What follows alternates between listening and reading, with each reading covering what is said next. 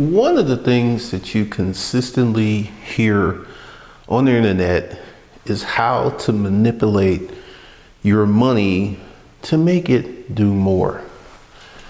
First of all, let me just go ahead and say something that's going to be a little offensive. Number one, to manipulate your money to have it do more is an absolute lie. What we're going to discuss in this video is some of the things that you need to do before you get to money management. And the first thing that you should do is have appreciable income. Let me tell you a story that taught me about money management and the things that you need to have to manage your money really well. Years and years ago, I had an opportunity to start a business while I had my job. So here's the details. I had a customer that wanted me to sell office furniture, their used office furniture. If I sold their used office furniture, then they would buy new office furniture from me. And I was like, okay. So once again, this is very much in vein with the things I talk about. I kept my job. I did not quit my job. And I sold their office furniture. And in about 8 months, this arrangement got me $250,000 that I did not spend. And let me go ahead and explain to you why I didn't spend it. Number one, I kept my job. Number two, my job was 6 figures. Number three, my job provided all of my living expenses. So I was able to let this money sit in the bank. So let's go ahead and look at some of the things that we can learn from this experiment. For me to manage money, I needed to have money. And this is why I said what I said in the beginning, that all of these videos talking about manipulating of money, doing these things when you do not have a source or a pile of money is an absolute lie. Because I saw this video. Do this, because rich people have trust funds, holding companies, and all this other stuff. And the video was trying to convince that someone who's making maybe $30,000, $40,000 a year could do the same things that rich people are doing without having the money. Once again, it's a complete lie. This is what I learned because once again, and this is in the principles of the things that we teach here, I kept my job. So this allowed me to let the money stack up. And this is where I came up with my money management principles. Number one, you need to have some money to manage. That's the first thing. Number two, you need to have your spending in check. You don't need to be spending money like a wild man. And number three, you need to have credit. And I'm going to give you the principles of my money management system. Number one, you need to have money. Once again, now when I say that, let's get really, really specific. Because, me saying you need to have money, that could be a very wild thing. So let's go ahead and get very, very specific. You need to have, in the beginning, we're going to say $10,000. I don't care what you do. I don't care if you do DoorDash. I don't care if you drive for Uber. You need to have $10,000 in a savings account. That would be classified as money. Number two, you need to have cash on you. Number three, you need to have cash in the bank. Number four, you need to have credit. Number five, you need to have a lot of available credit. And this right here puts you in the position to attract more money. See, here's the issue, and this is where a lot of people get in trouble. When you're broke and you don't have any money, this is where things get really, really, really hard.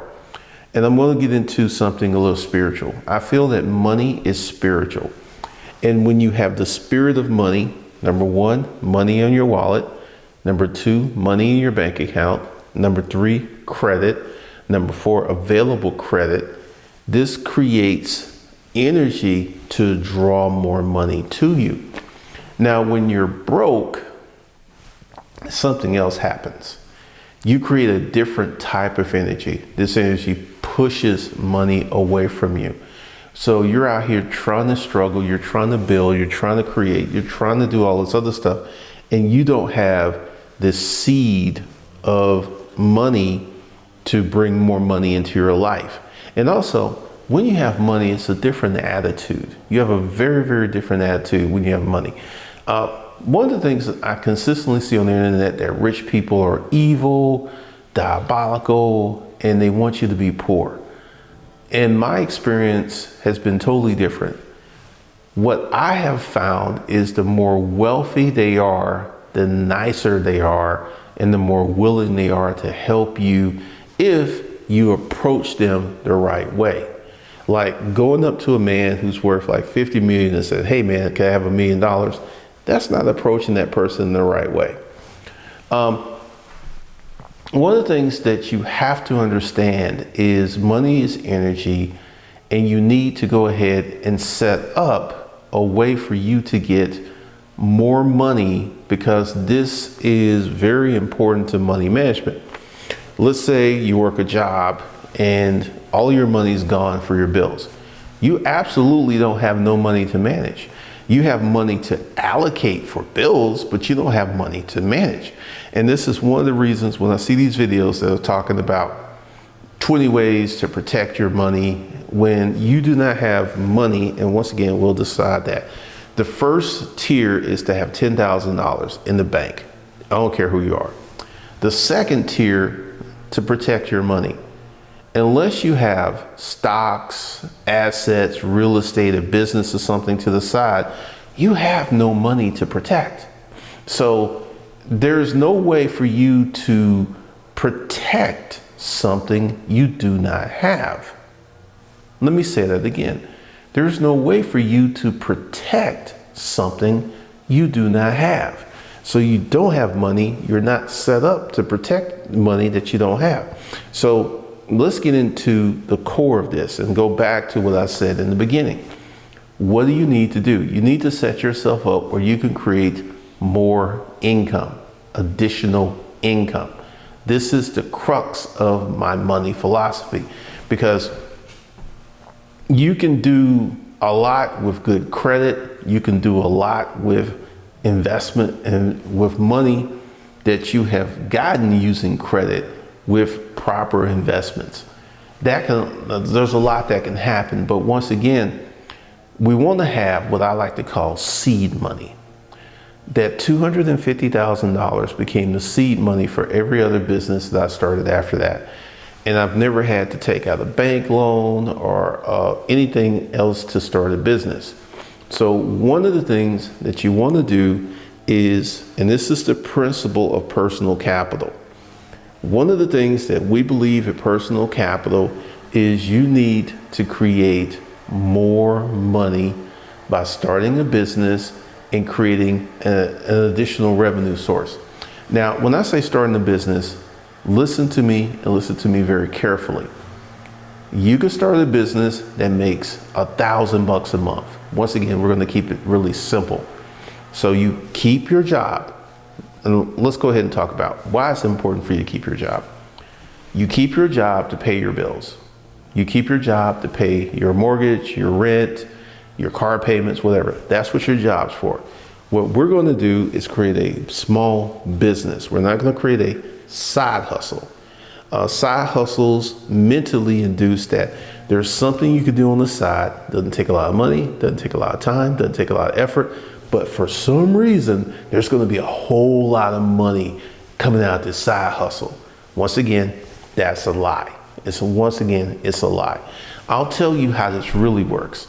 Once you spend years building up your business, it gets to the point where it's easier to manage, but it doesn't happen out the gate like that.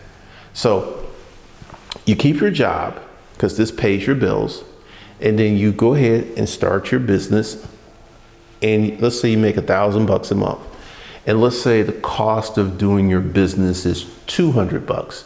You have a cost of $200, and at the end of the month, your $200 has created an additional $800 in extra income above and beyond the $200 that you originally invested. And you do this for a year. Now, what are you going to do with this money? Are you going to spend it? No. You're going to leave it in the bank, and you're going to pay your taxes, and then you're going to learn a lot from your business. And I know that sounds like, hey, times are tight, people have needs, people want to do certain things, but what I'm telling you is a long-term plan. I'm telling you it's a long-term strategy. So you do that for the year. At the end of the year, you've paid taxes and you've got $8,000 cash in the bank. Now, during this year, you've learned a lot about your business, and then year two, you start making $2,000 per month, and you get a little slicker, and it only costs you $300 to make that $2,000. So now you're making $1,700. So at the end of year two, you have $24,000. First of all, you have your first $8,000 in the bank.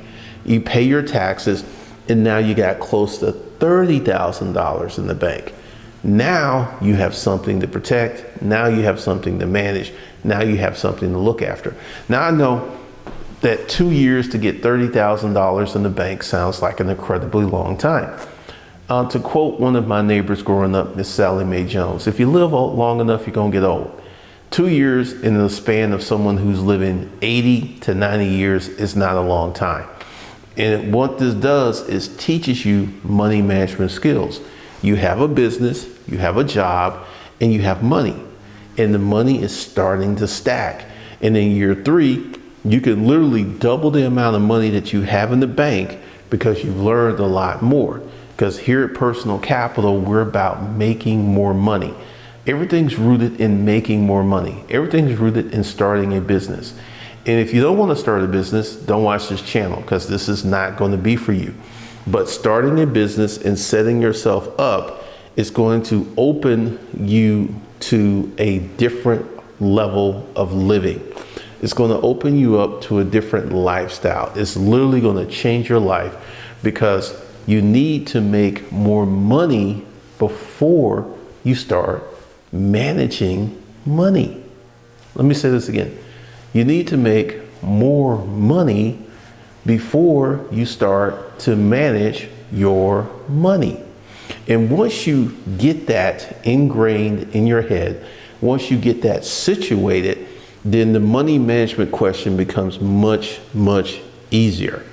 In November, there's going to be a very different course, because if you notice, I've stopped running the ads and stuff because I'm getting ready to do some completely new training, get that set up. So keep paying attention, because that's coming in November.